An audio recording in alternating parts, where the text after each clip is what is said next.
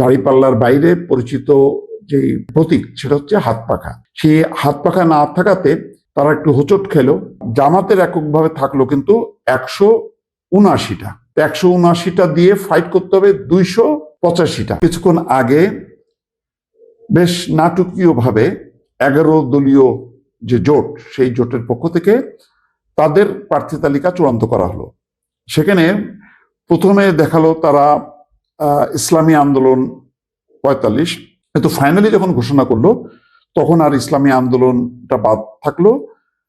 সম্ভবত তাদেরকে দিয়ে রাখলো 47টা আসন। এখন তারা অফিসিয়ালি যেটা অ্যানাউন্সমেন্টটা করছে সেটা হচ্ছে 253টা আসনে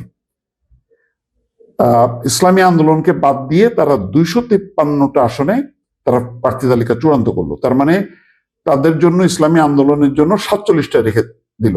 আগে মানে সকাল থেকে জানা যাচ্ছিল 50টা আসন, যেটা বিভিন্ন গণমাধ্যমে প্রকাশ হয়েছে, কিন্তু এখন দেখা গেল যে না, তাদেরকে আর 50টাও দিল না, আরো 3টা কম দিল, 47টা।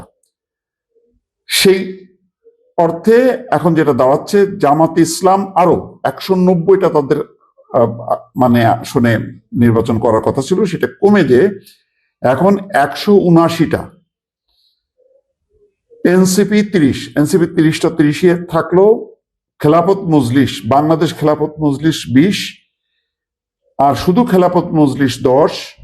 এলডিপি কর্নেল অলি আজকে সংবাদ সম্মেলনে তিনিও ছিলেন, জামাতের আমির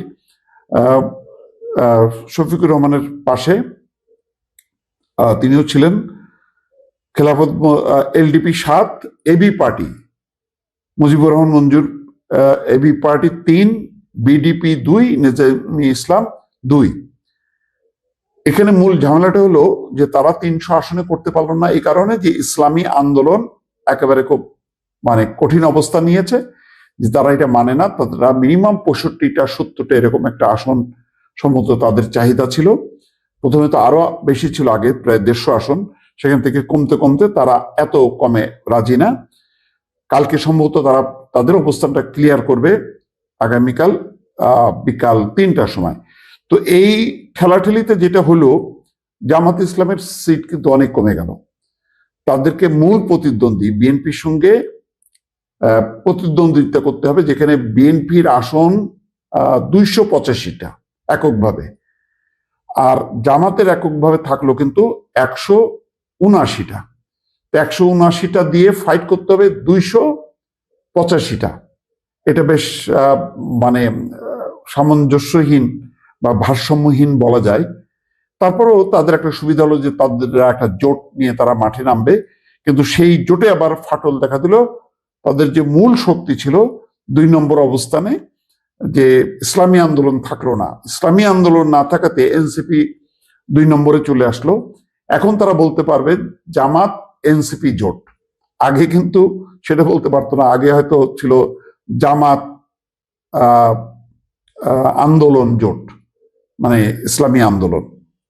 যাক, একটা বজগট বাঁধলো আর কি শেষ পর্যন্ত। একেবারেই শেষ মুহূর্তে এসে আজকে এইভাবেই তাদেরকে ঘোষণা দিতে হলো। তবে যেহেতু তারা ইসলামী আন্দোলন একটু বেকায়দায় পড়লো, এখানে 11 দলীয় জোটের মধ্যে 10টা রাজনৈতিক দল আজকে সংবাদ সম্মেলনে ছিল এবং তারা যুগপৎভাবে ঘোষণা করলো। সব মিলায় তারা ঠিক, যেহেতু একটা বড় পাখি হাত পাখা, এখানে দাড়িপাল্লার বাইরে পরিচিত যে মানে প্রতীক সেটা হচ্ছে হাত পাখা। সেই হাত পাখা না থাকাতে তারা একটু হোঁচট খেলো।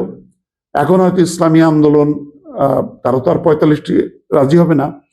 তারা মানে যতটা সম্ভব হয়তো 100, 150, 200 আসনে তারা প্রতিদ্বন্দ্বিতা করবে। হয়তো জানি না এর মধ্যে তারা অন্য কোনো দলকে যুক্ত করতে পারবে কিনা।